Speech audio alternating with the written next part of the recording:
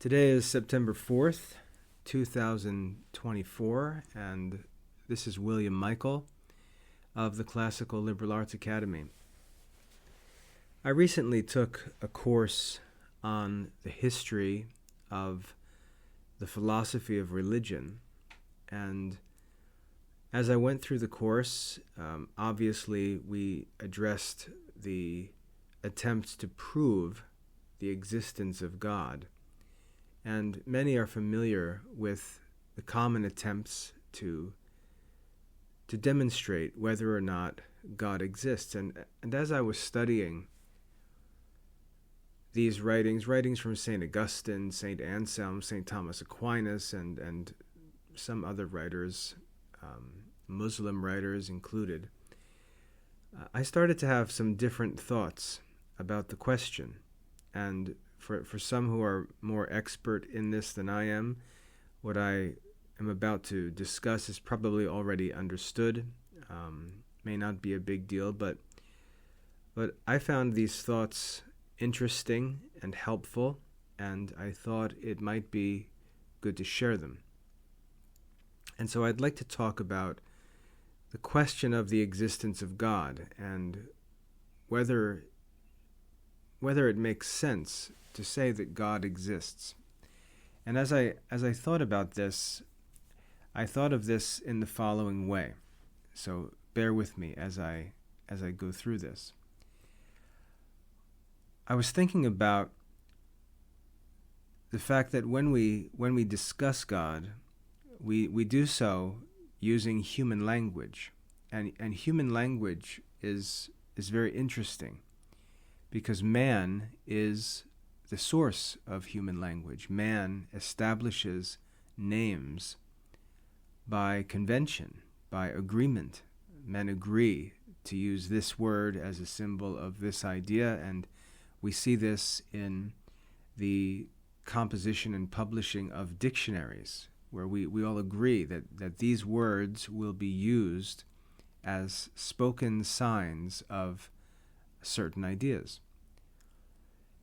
And I became especially conscious of this studying classical geometry, where in Euclid's Elements, one of the first parts of the elements is simply a list of definitions, where we begin with a name, we say a point, and then we describe or define what that word point will mean. We basically agree on the use of spoken signs for ideas.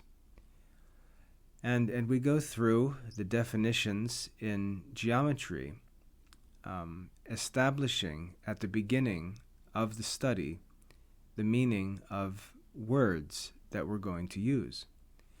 And I noticed that we do that in geometry and many other studies, but people often talk about God and dive into religious questions without ever doing any such thing.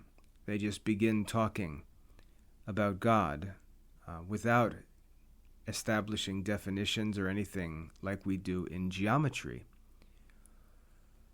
So I started to think about that, and the fact that in the Garden of Eden, when we read in the Bible of the creation of man, it says that God asked Adam to name all of the things, all of the animals in the garden, and Adam was given the privilege of naming all things.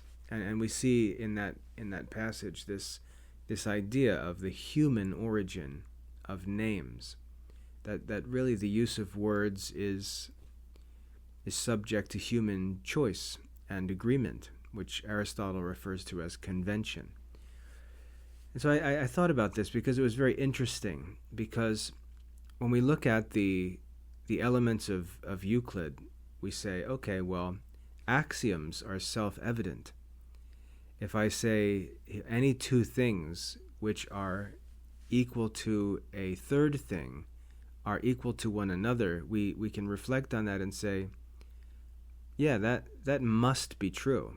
That must be true. If two separate things are both equal to another thing, they must be equal to each other. That's self-evident. And so we see the elements begin with axioms, self-evident statements that we can all see are absolutely certain. And then we move from axioms to postulates, and these are just simple actions whose execution we can understand. If there are 2 points, we can join them with a straight line. Very simple. If there are 2 points, likewise, we can use one point as a center point and the other point as the circumference, and we can construct a circle using a compass. And we can look at that and say, yeah, that makes sense, because the second point represents the distance from the center point to the circumference, and then if we use a compass and put one of the pins in the center point and the other, or the pencil, the lead on the second dot, and use that to measure the radius, and then draw a circle, a circumference around that center point, it will fulfill the definition of a circle. So we can see that postulate is true, it's acceptable. But the axioms and the postulates are true in themselves. They're true in themselves, and we can recognize that. But when we come to the definitions are not true in themselves. There's nothing about the word point that would tell us that it should be defined as that which has no breadth or length, or that a line is, the word line necessarily has a meaning of that which has length but no breadth. There's nothing intrinsically true. There's nothing necessarily true about the definitions. And so the definitions are different from the axioms and postulates, because the definitions are not true. They're simply established.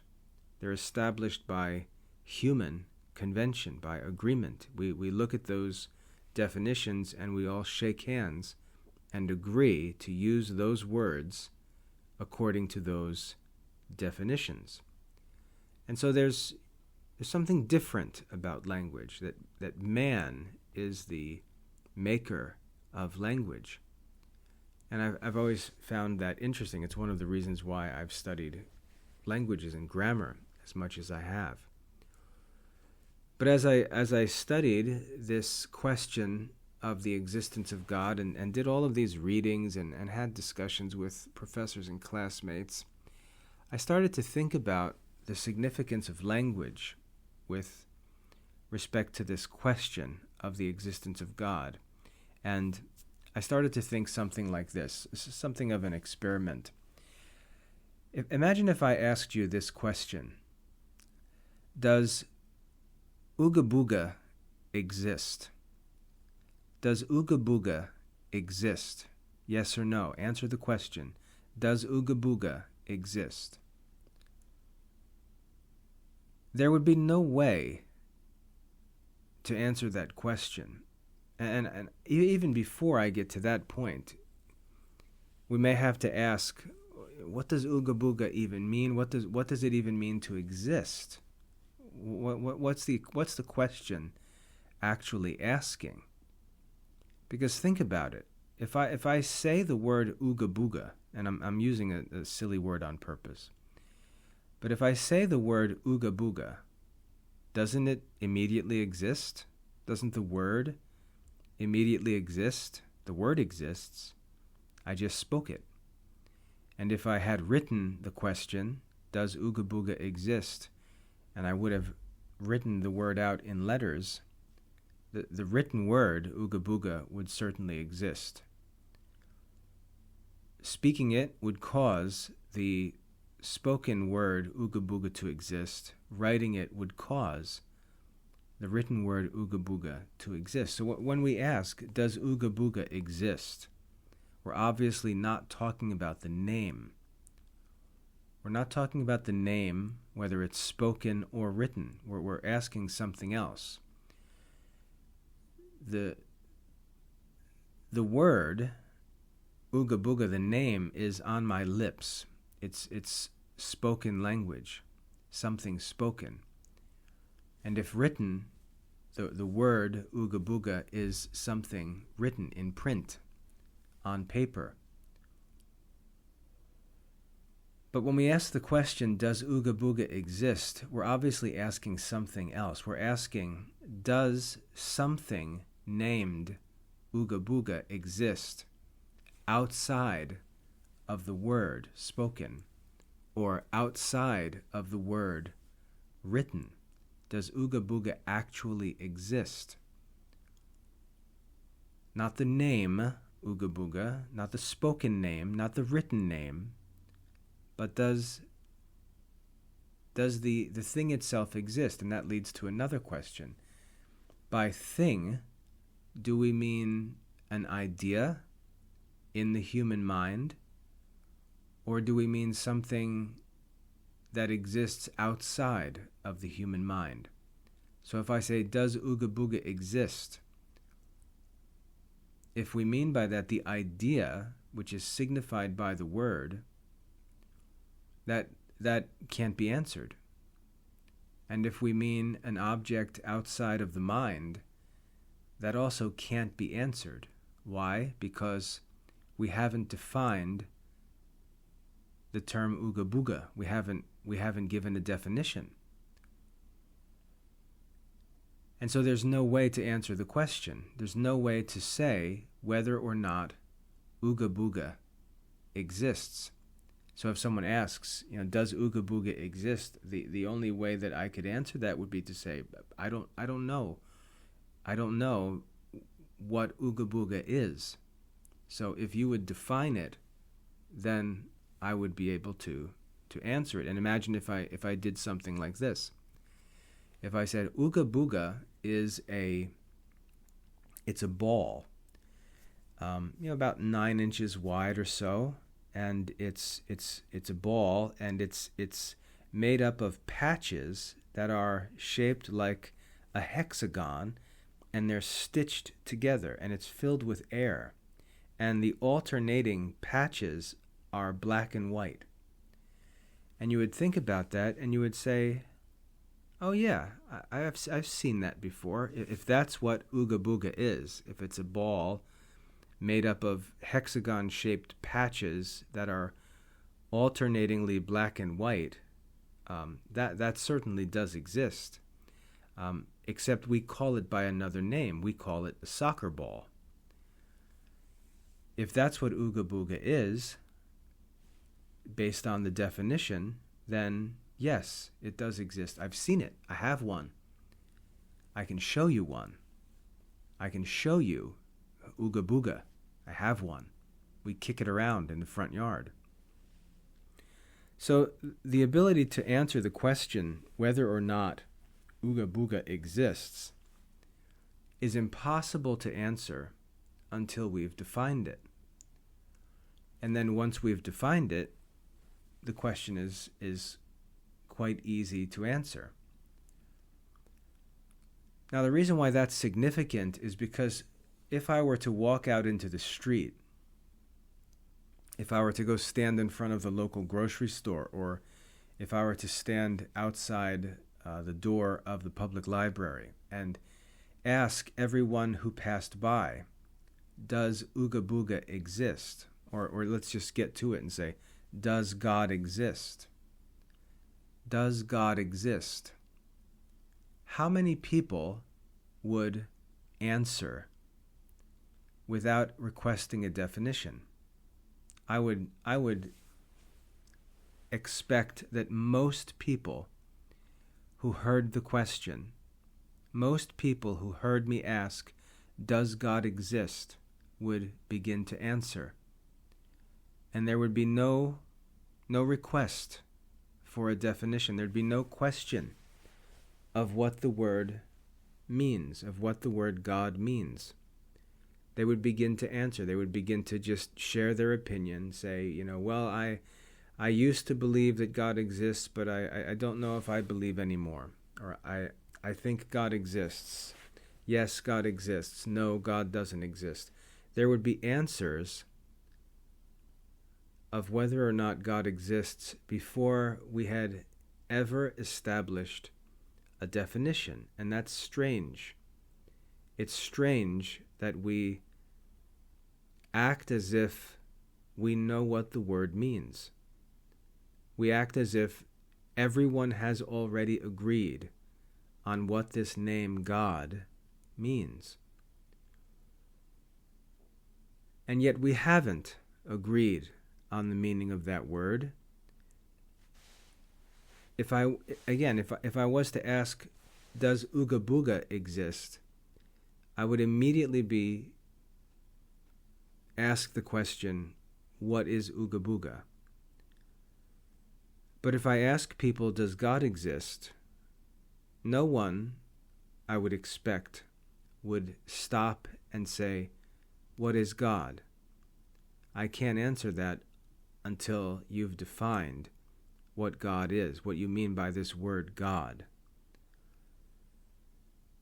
So it's strange that we don't ask for a definition of the word God. We assume that we know what it means, and we start talking about it. We start talking about God, even though we haven't established a definition. Now, if we were to go into society, we would meet a number of people who would say, no, God does not exist.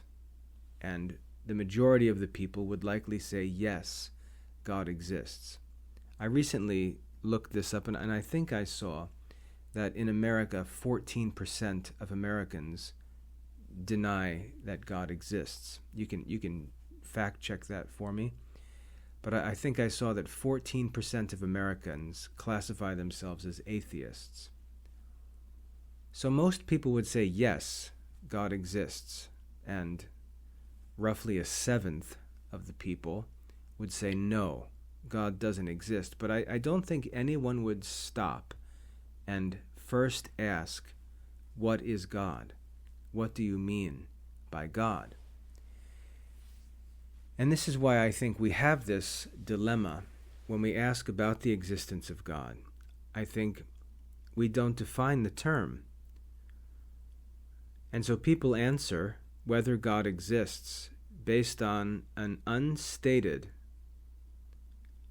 an understood idea of God that we haven't actually agreed upon. And we don't do this very often in language, but we do it with the use of the word God.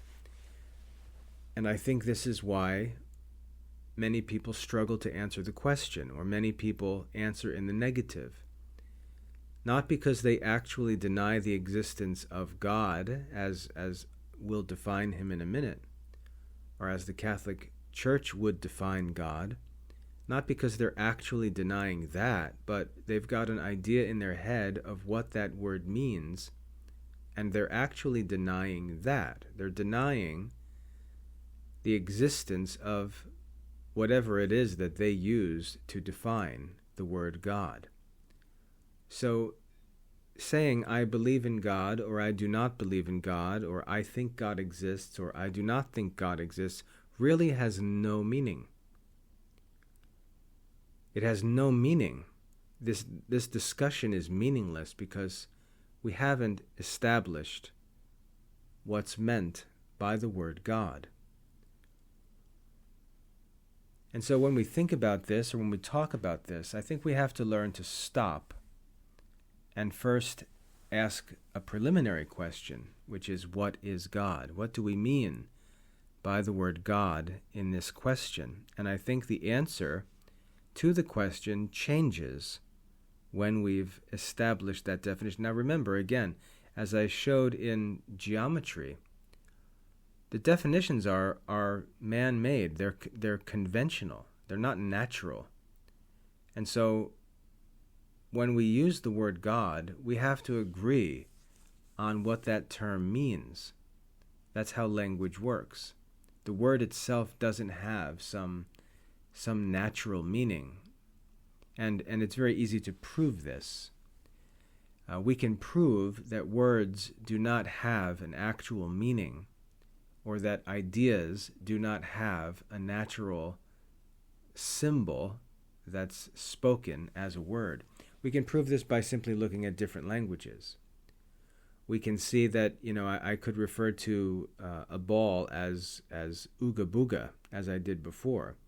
In English, we have the name ball, or the name soccer ball. If I were to go to Spanish, the word for ball is pelota, right? So we can see that there's no connection between ball and pelota. So the words and their meanings, this use of language as symbol for ideas, has no natural meanings. The meanings are established, the names are established by human convention, by agreement. And so we have to agree on the meaning of this word God, and we don't do that. And it's strange that we don't think to do that, as simple as it seems. Now, our ability to answer the question, does God exist, depends entirely on the question. I'm sorry, let me rephrase that. Our ability to answer the question, does God exist, depends entirely on the definition. What does the word mean? Because if I were to answer with the following definition, the answer would be pretty obvious. If I said, does God exist?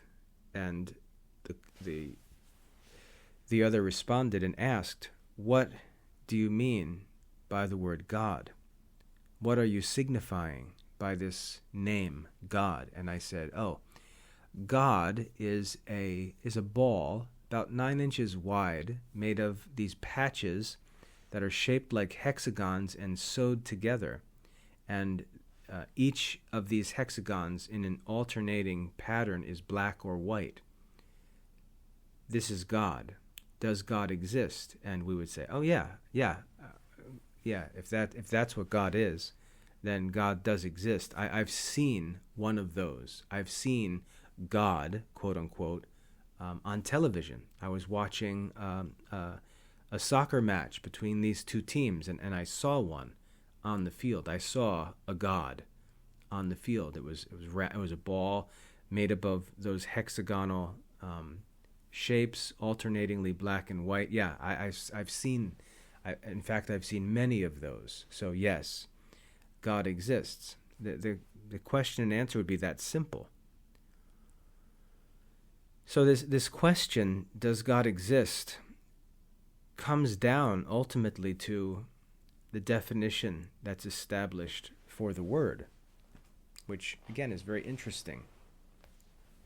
How are we going to define this word? That determines the answer to the question. Now, again, I mentioned before that when we say, does God exist, when we use that word exist, we can either mean, does the idea which is defined exist in the mind, or it could mean, does this thing actually exist outside the mind?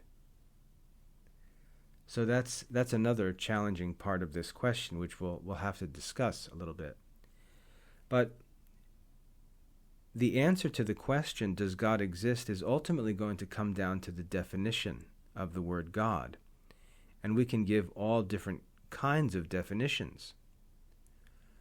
For example, I could say, does God exist? And one can respond and ask, well, what do you mean by the word God? What is this God? And I would say, God is the first being. God is the first being. If I was to ask, does God exist? And I was to define God as the first being, what would the answer to the question be? Does the first being exist? It would seem pretty obvious that if there are beings, that they either all came into existence at once or they came into existence successively. And if they came into existence successively, then there would have to be a first being. There would have to be a first being. And so I would say, well, if God, the definition, the idea signified by this word God, is the first being, well then it seems like yes, God would exist, because it's just very simple. It's the first being.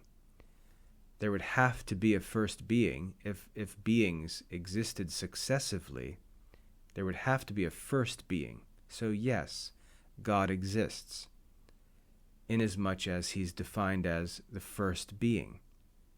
That would be very easy, and it wouldn't be very difficult to lead people to answer yes to that question by simply explaining the definition and then the significance of that definition. So I would expect that 100% of people questioned, who are asking sincerely, not just being contentious, I would expect that all of them would say yes, a first being, the first being must exist. Say, okay, great, well, that's interesting, right? So we would all agree that God exists if he was defined as the first being. But when we change the definition, this is where the question starts to get tricky. So I could take from the Apostles' Creed, I could say, God, the Father Almighty, the maker of heaven and earth. And I could ask, does God exist? And one can ask, well, what do you mean by the term God? What is being signified by this name God? And I would say, oh, God is the maker of heaven and earth. God is the maker of heaven and earth. And that what that means is, when I use the word God, I'm using the word God as a spoken symbol which represents an idea. And that idea is the maker of heaven and earth. Does God exist? And then we've got to think, well, heaven and earth, they either came into existence of themselves, or they were brought into existence, or at least one of them was brought into existence by another. So if God is defined as the maker of heaven and earth, what we're asking is simply, does a maker of heaven and earth exist? And we might say, well, it doesn't appear that heaven and earth could have caused themselves to come into existence. So there must have been something that caused them to come into existence, and that would be the maker of heaven and earth. So consequently, yes, God must exist if God is defined as the maker of heaven and earth. Now, we didn't get into any details of the mechanics of what it means to make the earth, or how the earth and the heavens were made. We simply defined the term God simply. God is the maker of heaven and earth. So whatever could be called the maker of heaven and earth, that's what we would mean by the word God. Again, it would be simple to answer that question. So what I ask is, at what point, or what is it that's added to the definition that causes us to change our answer and say, no, I do not believe that God exists? If God is defined as such and such, then no, I do not believe that God exists. What would it be that would be added to the definition that would suddenly cause people to begin to say, no, I don't believe that God exists? And this is where I think the question gets really interesting, because I think people are doing this. I think people are adding something to the definition which is then justifying the negative answer. And my question is, does one have the right to add whatever quality it is that then leads them to answer negatively and say no? What I think many people do, because they're materialistic by habit, they think of material things, they think of sensible things, and they've almost come to define that which is sensible as being real.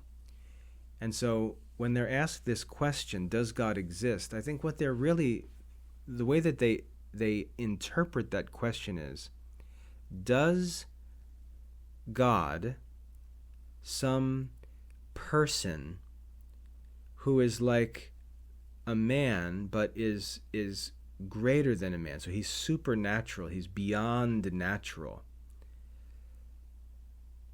and he would probably have location, and he would have a body. Do you believe that such a person exists? And we can add to that description or definition of God that it's this being who is like a man, who is greater than men. He is superhuman, and he exists in some sort of physical body, in some physical place necessarily, because he's a body. He exists in some place, and he is the one who has the right to give commandments to human beings. He is the one who is believed to have created the heavens and the earth, and so on. Does such a God exist? And it's to those details that are added that someone says, no, I do not think that God exists, or God does not appear to exist.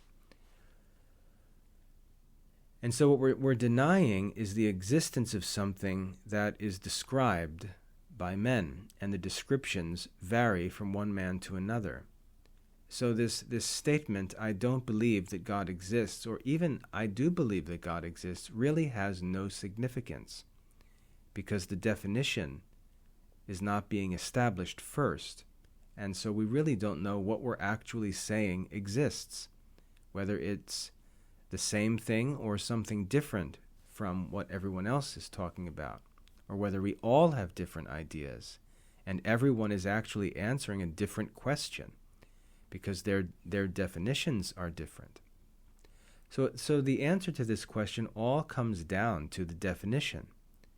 And then my question is, well, what right do we actually have to define this word? And we say, well, we have the right to define this word because that's just how language works. We define any word we want. And so then I could say, well, could I give multiple definitions to this word God? You know, we look up in a dictionary, we find a word and we say, oh, this word's got 7 different uses, 7 different definitions.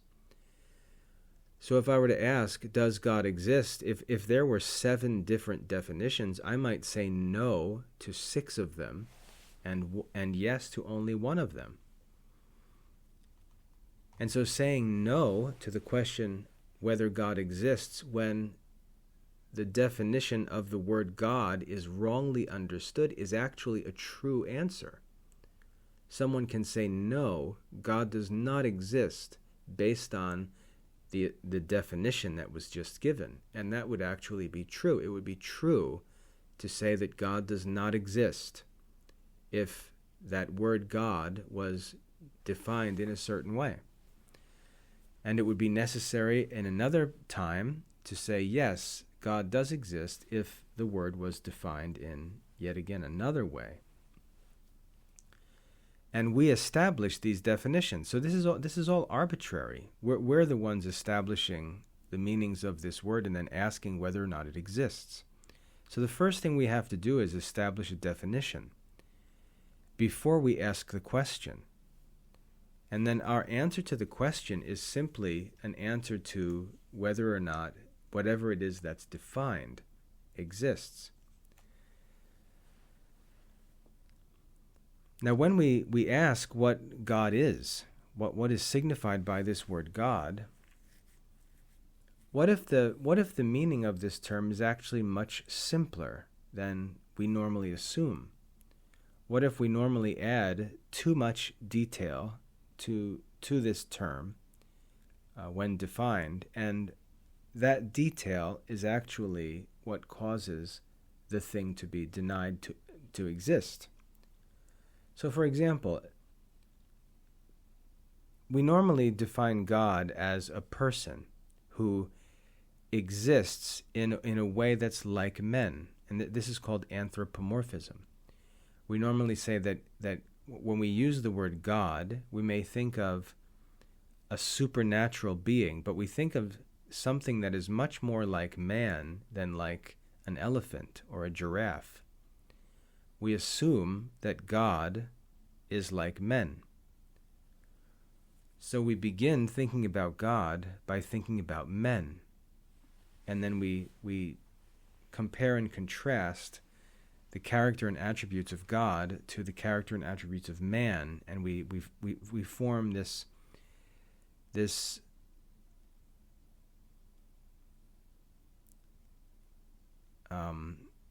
trying to think of a word here. We form this sort of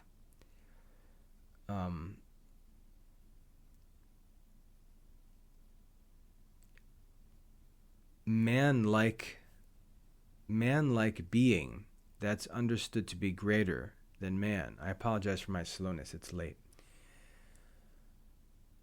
So we have this anthropomorphic idea that it's this being that's like a man, but is in some ways greater than a man, and we're asking, does that exist? And some will say no. This man-like being who is bodily, who must exist in some place, who is credited with creating the world, no, that does not exist. And such an answer may be true, as I said before. But what if I define God in a different way? What if I define God as that being beyond which nothing greater can be imagined? That being beyond which nothing greater can be imagined. That's what God is. God is that being beyond which nothing greater can be imagined. Now again, the difficulty of this question is understanding what's actually being asked. If you say that God is a name used to signify a being beyond which nothing greater can be imagined, does that exist? The first question is, do you mean in the mind, or do you mean outside the mind? Because this is a significant difference. Does God exist? Does a being beyond which nothing greater can be imagined exist? And I would say, by definition, yes, it must. Such a being must exist, because it's really quite simple. Whatever this being is, it's simply the greatest imaginable being. And it can certainly exist in my mind, because I can imagine it, and I cannot imagine anything greater, anything superior. So yes, such a God, a thing, an idea beyond which nothing greater could be imagined, such a thing would certainly exist. But if we ask the second question and say, no, I'm actually asking whether such a thing exists outside the mind. Outside the mind. When I say that, we immediately think of something that must be physical or bodily. But if we assume that, we're then denying that any spiritual thing or any bodily thing exists outside the mind, and we have no justification to make such a statement. So if I were asked, does God exist? Does that beyond which nothing greater can be imagined exist? I would have to say yes again, because it's assumed in the definition that the thing exists. God is that being, that existent thing, beyond which nothing greater can be imagined. So yes, God, defined as such, must exist. It's simply that beyond which nothing greater can be imagined. So my point is, when we ask this question of whether God exists, we can cause people to say no by wrongly defining the term. And we can cause people to say yes, again, by wrongly defining the term, or by imperfectly or incompletely defining the term. So the real challenge with the question of the existence of God comes down to the definition of the term God. And that's what we really have to sort out. That's what really needs to be established before we enter into such a discussion. We would have to establish what is meant by the term God, whether that's the actual best definition, the perfect definition for the word God. And that's you can see that's a challenging mental contest to try and figure out. How exactly should we define this word God? Because we, by our definition, cause it to become true or false. So it's interesting. It's a challenge to ask, how should we define God? If we were to define God as that beyond which nothing greater can be imagined, I think that most people would, understanding that, say, yes, such a thing must exist. And yet I don't think anyone would celebrate that we have, in fact, led someone to true belief or the knowledge of such a thing. So it's a difficult question. It's a confusing question.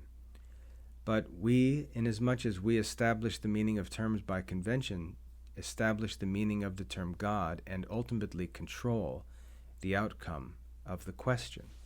And so again, the question that we were left asking is there some kind of official definition of God, some kind of saving definition of the term God, to which a person must answer yes in order to be saved? Is there some official saving definition of God? Because there really must be. There really must be some saving, necessary definition of God. And I'd like to challenge you to answer that question. What is the necessary, saving definition of God? And once we can establish that, and I'm asking for input, I'm asking, how would you establish that? We would then ask the question, do you believe in God? Someone would ask, what do you mean by God? And we would give the necessary, saving definition, and their answer would effectively determine their salvation or damnation. So it's a very significant question, and I don't think we take the difficulty of it seriously enough. We have to define the term God, and we have to define it in a necessary way.